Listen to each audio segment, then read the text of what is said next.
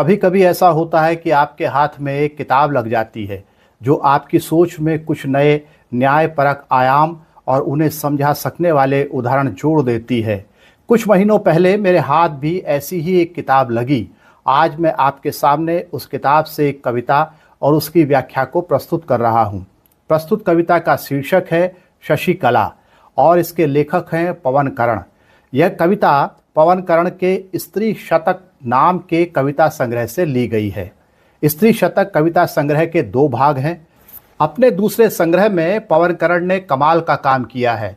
इस तरह का काम करने के लिए बहुत मेहनत, धैर्य और एक पर्सपेक्टिव की ज़रूरत होती है। इस तरह की रचनाओं को रचने के लिए सामाजिक न्याय के विचार में गहरा विश्वास होना ज़रूरी होता है।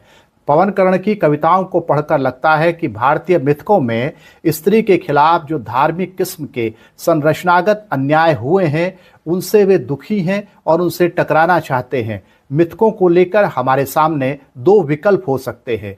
एक विकल्प तो यह हो सकता है कि हम उसकी तरफ से मुंह फेर कर बैठ जाएं, और दूसरा विकल्प यह हो सकता है कि मिथकों के साथ बदलते नैतिक पैमानों की रोशनी में संवाद किया जाए, उनकी नई व्याख्या की जाए, ताकि उपलब्ध साहित्य के आधार पर भी हम अपनी रचनात्मक और आलोचनात्मक समझ को बढ़ा सकें।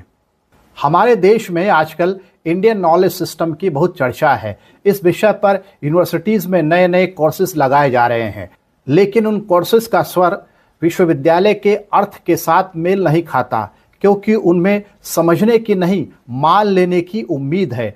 पवन कर्ण का यह कविता संग्रह इंडियन नॉलेज सिस्टम की मर्दवादी सोच पर एक गंभीर टिप्पणी है। स्त्री शतक नाम की कविता संग्रह के दोनों भागों में पवन कर्ण ने हिंदू मिथकों से 100 मिथकीय स्त्रियों को चुनकर उनके मन की बात कविता के जरिए कही है। वो बात जिसको कहने से स्त्रियों को रोका गया और रोकने वाला मर्दवादी हिंदू मिथकीय साहित्य है। जैसे इंद्रलोक की अप्सराएं मानती हैं कि षड्यंत्रकारी इंद्र ने अपनी सत्ता को बनाए रखने के लिए उनका उपयोग हनी ट्रैप के लिए किया। पवन कर्ण की कविताओं में इंद्र की अप्सराएं मानती हैं कि इंद्र अपनी सत्ता बचाने के लिए सीधे मुकाबले में उतरने के लायक नहीं था, इसीलिए वो अपने हरम में अप्सराएं रखता था और हनी ट्रैप में उनकी सेक्सुअलिटी का उपयोग करता था।